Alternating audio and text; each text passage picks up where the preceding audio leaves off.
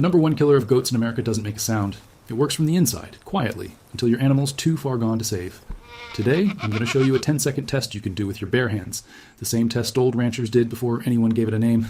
My name's Earl, 67 years old, third-generation Iowa farmer. My granddaddy Cal lost 3 does in the summer of 1961 to this exact worm, before his neighbor Pete showed him this test. I've used it every summer since I was 12 years old. What I'm going to show you in step 2, the eye check, the universities didn't formally validate it until the 1990s. Ranchers in South Africa were doing it decades before that. And Pete, old Pete from the farm right down the road, was doing it before them. Nobody gave him a certificate. Nobody paid him to know it. He just knew. Right now, in July of 2026, the NC Cooperative Extension is running emergency training on this exact worm. Emergency training in the middle of summer. That tells you everything you need to know about how serious this season is. Tell me right now in the comments, how many goats or sheep do you have on your land? And what state are you in? I'm replying to every single one of y'all tonight. Welcome to Grandpa Earl's homestead. We bring back the old ways, one lost trick at a time. Stick with me. And later in this video, I'm going to tell you what Pete did after he showed my granddaddy that test. Something my family didn't talk about for 20 years. I think it's the most important part of this whole story. And let me explain what you're dealing with. Because if you don't understand the enemy, you can't fight it. The barber pole worm, it lives inside your goat's stomach. It attaches to the stomach lining and drinks blood, day after day, while your animal stands in your pasture looking almost normal. Here's what makes this worm so dangerous. One adult female produces up to 10,000 eggs every single day. Those eggs drop with the manure onto your pasture. In the heat of July, 78 degrees, high humidity, those eggs hatch into larvae in 2 to 3 days and crawl back up the grass blades. Your goat comes along, grazes close to the ground the way goats do, and swallows them. The cycle starts over. My granddaddy Cal had 18 does in the summer of 1961. Hot July, wet, mud up to the ankle in the low corner of the pasture. 3 of his animals started losing weight in June. He thought it was the heat. He changed the hay. He added mineral salt. He tried everything he could think of. By August, he'd lost all 3. When Pete came over, Pete had been farming that land 60 years, seen this twice before. He picked up Cal's weakest remaining doe, pulled her lower eyelid down with his thumb, looked inside and said real quiet, "Cal, look in here. See that color? That ain't sickness. That's blood loss. You got a worm." My granddaddy looked at the pale eyelid like a man seeing something for the first time. In a way, he was. That color inside the eyelid is everything. I'm going to teach you how to read it. Before we get to the eye check, you need to know the 4 signs that something's wrong. Because by the time some of these appear, you're already behind. Knowing them early is what saves the animal. Sign 1, bottle jaw. A soft swelling under the chin, like a water balloon hanging there. That's fluid building up because the animal's lost so much blood protein that her body can't hold fluid in the blood vessels. Bottle jaw is an emergency. Vet, same day. Don't wait on that one. Sign 2, weight loss without an obvious reason. Your doe is eating the same, drinking the same, but getting thinner week by week. You put your hand on her ribs and feel them too easy. That's the worm stealing her nutrition faster than feed can replace it. Sign 3, falling behind. Watch your herd move together. If one animal consistently lags when the group walks, slow to get up, slow to follow, that animal is anemic. She doesn't have energy to keep pace. She's fighting something. Sign 4, pale mucous membranes, gums, tongue, inside of the lower eyelid. Healthy tissue in those areas should be pink to red. Pale pink or white means anemia, means blood loss, means the worm. Here's what matters. By the time bottle jaw shows up, the animal is in serious trouble. The other 3 signs can appear weeks earlier. That's your window. That's when treatment saves the animal instead of just trying to rescue it. Check these signs every 2 weeks in July and August, not when you notice something's off on a schedule. The worm doesn't wait for your schedule to clear. You just learned what most goat keepers don't check for until it's too late. Stay with me. The 10-second eye test is next. Before I show you the eye test, I need to stop for a minute because thinking about Pete, a 60-year-old farmer who walked across to my granddaddy's place in the middle of his own busy summer to show him something that saved 15 does, I keep coming back to how close this all came to disappearing. Pete died in 1975. He didn't write any of it down. When he went, everything he knew about this worm, this test, this cycle, nearly went with him. The only reason I know it is because my granddaddy Cal sat me down when I was 12 and passed it on. And I've been passing it on myself for 55 years.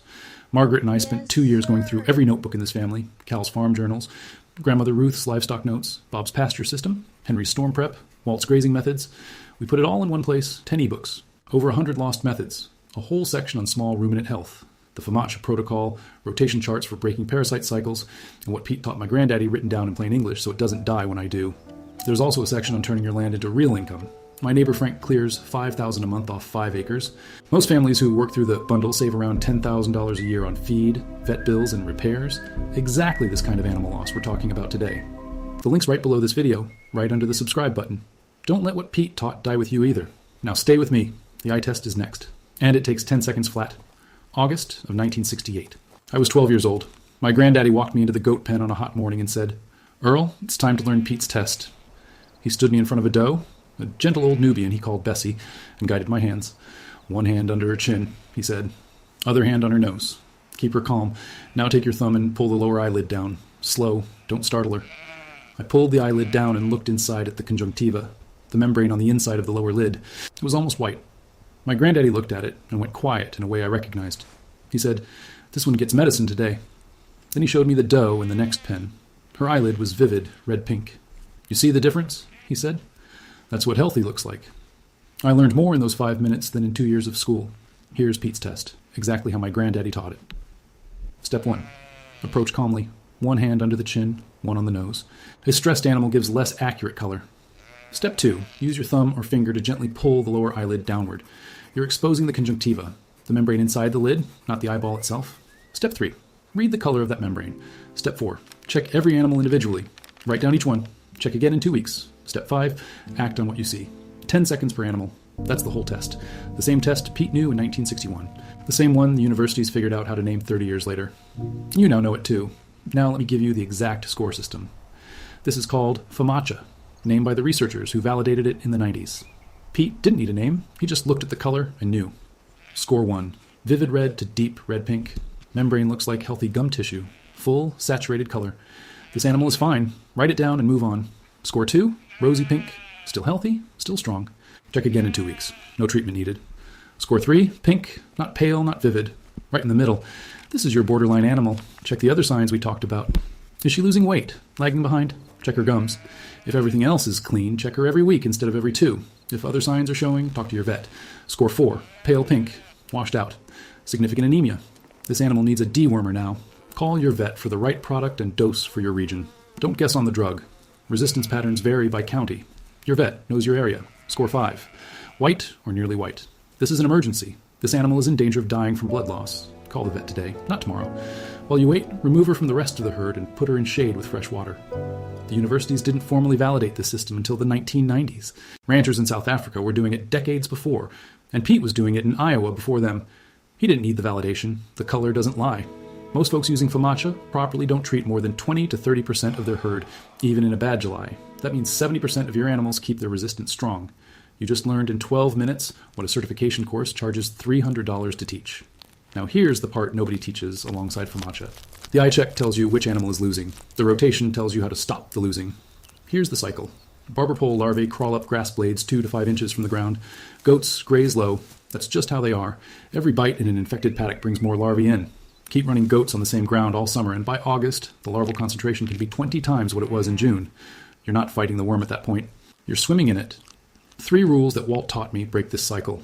Rule 1. Run cattle through the paddock before your goats. Cattle ingest the larvae that infect goats, but those larvae can't complete their life cycle in cattle. They die.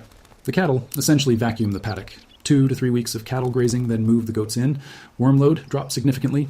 Rule 2. 30 days minimum rest between goat grazings. Barber pole larvae survive 4 to 6 weeks in ideal conditions. Give a paddock 30 days without any grazing animal, and most larvae are dead before your goats return. Rule 3. Plant lespedeza or bird's foot trefoil in part of your pasture if you can. These plants have condensed tannins, a natural compound that reduces the worm's ability to reproduce inside the animal. Organic, free after establishment. My granddaddy Cal planted lespedeza along his south fence in 1963 and told me it changed his summer losses more than anything else he ever did. 3 rules. No chemicals. No cost beyond a little fencing time. And your pasture gets healthier every year you do it. Now, here's the part that breaks my heart a little. Because it's a mistake made with the best intentions. My neighbor, Carl, had 14 goats for 12 years. He loved those animals. He wormed every single one, every single month. 12 months a year, like clockwork. He thought he was protecting them. In the summer of 2019, Carl lost 9 of his 14 animals in one season. 9. He came to my fence looking like a man who'd been robbed. He said, "Earl, the medicine isn't working. The worm doesn't even flinch." The vet confirmed it. Carl had been dosing his entire herd so regularly that the few worms that survived each treatment were the genetically resistant ones. He'd been farming resistant worms for 12 years without knowing it. Here's the biology. When you treat an entire herd, you kill the susceptible worms. The survivors reproduce, and their offspring are resistant. Do this enough times, and you have no susceptible worms left in your pasture. You've selected for the ones the drug can't touch. FAMACHA was designed specifically to stop this. When you only treat animals at score 4 and 5, you leave a population of susceptible worms in the untreated animals. Those susceptible worms dilute the resistant ones. Scientists call it refugia. Old ranchers called it not being hasty. Carl started FAMACHA in 2020. He treats maybe 2 or 3 animals in any given summer now. He hasn't lost one since. The drug works again. The tool that saves your goats isn't the vermifuge. It's knowing when to use it and when to leave it in the cabinet. One more lesson before we close. This one's the hardest. Some animals in your herd will consistently score 4 or 5 every time you check them. July, August, September. You treat them, they recover. 2 weeks later, they're pale again. These animals are what researchers call sponges. 20% of your herd accounts for 80% of your parasite problem. That number comes from university studies across the South. It matches everything I've seen in 50 years of goat keeping. My granddaddy Cal had a doe named Clementine. Beautiful animal, strong producer. But every summer she was sick. Every summer she spread larvae through the pasture via her high egg counts. Pete told him in 1963, "Cal, Clementine's costing you more than she's giving you, and her daughters will do the same." Cal didn't act on it that year. He kept her 2 more years. Then he made the decision. He told me later it was the right call, that the 3 he kept from the other lines were hardier, cheaper to maintain, and never scored below a 2. Parasite resistance is heritable. Animals that consistently score well, even in bad Julys, are passing that resistance to their offspring. Animals that consistently score poorly are passing susceptibility. You're not running a rescue operation. You're running a farm. And in a year when vet bills are high and feno costs money, the animal that scores 4 every single summer is a decision, not a pet project you can afford to delay. Tell me in the comments, have you ever had a sponge in your herd? An animal that was always sick no matter what you did? Drop it below. I read every single one tonight. Let me come back to Pete. Pete died in the spring of 1975. He was 81 years old. I was 16. I went to the funeral with my granddaddy. After everybody else had gone, Cal stood at that grave for a long time without moving. On the drive home, I asked him, "Granddaddy, what are you thinking about?" He said, "I'm thinking about everything that man knew that nobody ever wrote down. 60 years watching animals, watching seasons, watching what works and what doesn't. And now it's in the ground with him, except for the little bit he handed to me." That conversation stayed with me my whole life. After Pete's wife passed in 1979, the family sold the farm. The new owners found boxes of Pete's old notes in the cellar. Didn't know what to do with them. We're going to throw them out. Pete's daughter called my grandfather. Cal drove over and brought 3 of those boxes home. I have them in my cellar right now. I've never told anybody what's in those boxes until I started this channel. The next video, I'm going to open one of them on camera for the first time. And what Pete wrote down about a problem that's coming back to small ruminant farms across the country, something bigger than the barber pole worm, something nobody in this county has talked about since 1972. I think it's the most important thing I've ever read in a farmer's handwriting. Check your animals tonight, friend. Pull that eyelid down, read the color, call the vet if it's white. Visit wormx.info if you want the full FAMACHA protocol in print, and pass this on. The chain goes Pete to Cal, to me to you. Don't let it stop here. Pete, this one's for you.